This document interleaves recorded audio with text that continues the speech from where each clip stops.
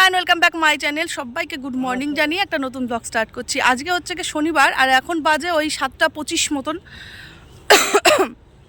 অন্যান্য দিনের তুলনায় আমি আজকে একটু তাড়াতাড়ি ঘুম থেকে উঠছি, কিন্তু দিদিভাইয়ের কাছে আমি তাও লেট করে ফেলছি। দিদিভাই আরও তাড়াতাড়ি উঠে গিয়ে ঘর ঝাড়ঝাটা দিয়ে মর্নিং ওয়াক করতে গেছিলো, আসছে পরে তারপরে আমি ঘুম থেকে উঠলাম। তো আমাদের আজকে শনিবার সোমবারে যদিও আমাদের বাড়িতে পূজা, তো আজ থেকেই আমাদের নিরামিষ স্টার্ট হয়ে গেছে।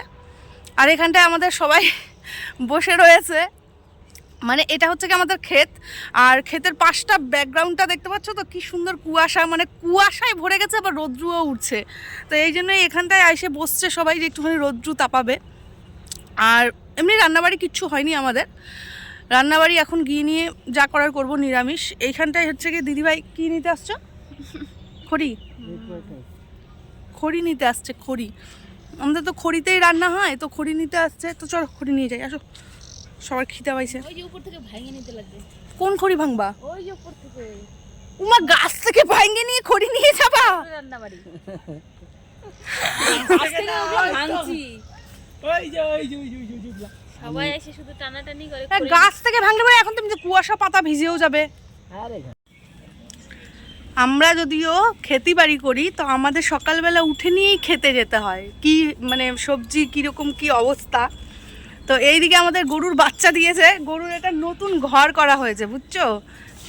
আর এইদিকে আমাদের সকালবেলা উঠে নিয়ে বাড়িতে একদম প্রচণ্ড হই হট্টগোল শুরু হয়ে যায়। দিদিভাই এখন বাসন মাজবে ওখানটায়, মানে এটা আমাদের মেইনলি বাইরের কালি বাসন টাসন, আমাদের যদিও উনানে রান্না হয়, তাই কালি বাসনপত্র যা যা আছে ওই কলপারে নিয়ে নাড়াঘাটা করার থেকে এখানেই মাজে। বেশিরভাগ বাসনপত্র এইখানটাই মাজামাজি করে, তারপরে ধরো সারাদিনে টুকিটাকি যা হয় সেইগুলো কলপারে মাজা হয়। তো আমাদের রান্নাঘরটার অবস্থা একদম শেষ ছিল, শেষ মানে ভাঙে গেছিলো। সেটাকে আমার শ্বশুর সুন্দর করে বানাইছে। মানে হচ্ছে গিয়ে রাস্তা দিয়ে লোক গেলে পরে আমার তাকায় দেখে না, আমার কেউ লজ্জা করে।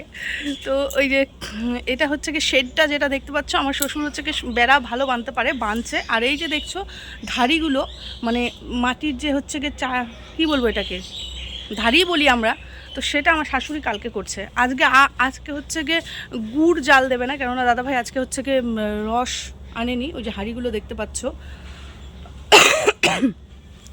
সকালবেলা উঠলে পরে আমাদের বাড়িতে এত হই হট্টগোল শুরু হয়ে যায়, মানে হচ্ছে কি বোঝাই যায় এটা জয়েন্ট ফ্যামিলি। এটা ভীষণ মানে ভালো লাগে বেশ।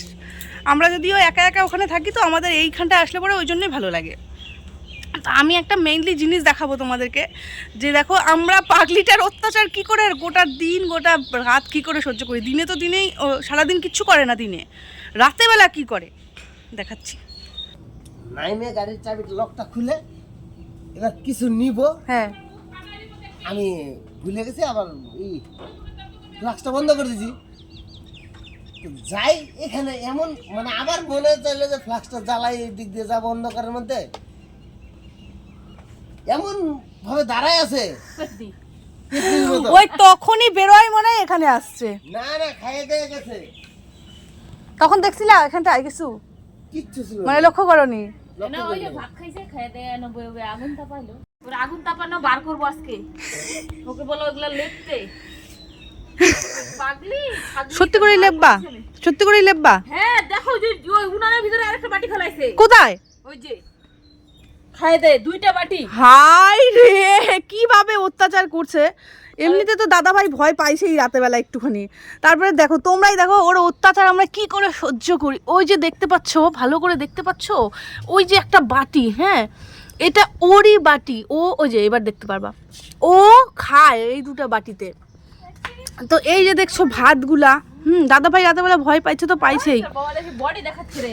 কোথায় ওর বাবা, কোথায় দেখি? দেখো বডি দেখাচ্ছে। ও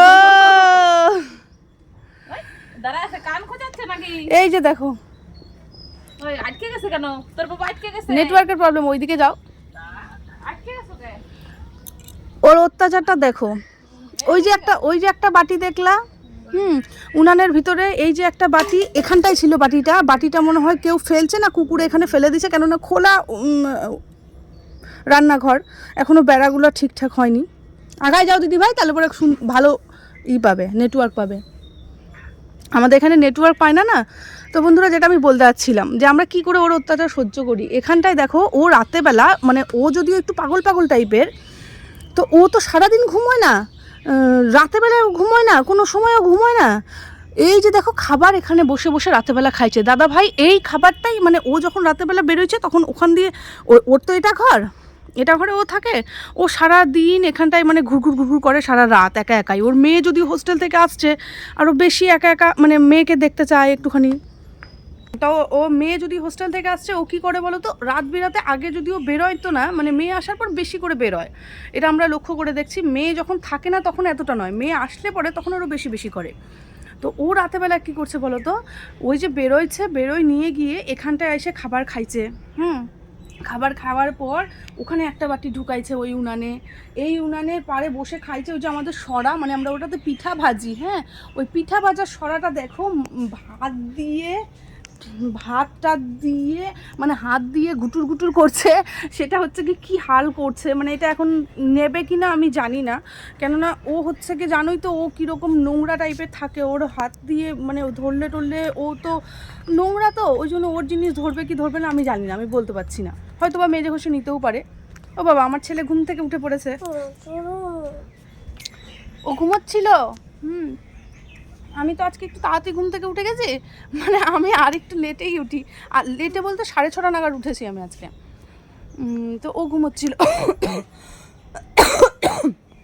চলো হিসু করো, যাও। তাহলে বলো, আমরা পাগলিটার অত্যাচার কি করে সহ্য করি? গোটাটা রাত দিন সমানভাবে অত্যাচার করে যায় আমাদেরকে। আর এই যে এইগুলো করছে, আমাদের আজকে শনিবার, আমাদের আজ থেকে তো কয়েকদিন পর পর নিরামিষ হবেই, পূজা অবধি, সোমবারে পূজা। মাজা ঘষা আমার শাশুড়ি কালকে সমস্ত মুছে টুছে দিয়ে গেছে, সেগুলো আবার মানে হয়তো বা ঘরটা মুছবে, কেননা চারিদিকে ভাত।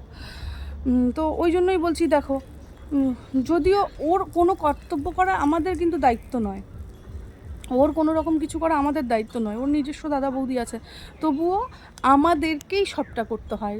আমি তো যেমন তেমন, আমার মেজো যা, আমার শাশুড়ি সব সময় ওর মানে দেখো ওটা ধরো না বাবা, ওটা রাধা পিপির। আয় একটা সুন্দর জিনিস দেখাই, আয়। অঙ্কিতা ঘুম থেকে উঠছে, অঙ্কিতাকে একটুখানি দেখাই।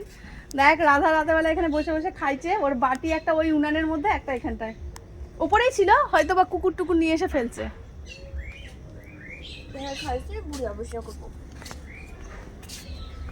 তো বন্ধুরা, এখন আমি তো যদি ব্রাশ করিনি এখন, ওই জন্য ছেলেকে, তো ওটা আমাদের বাটি নাকি?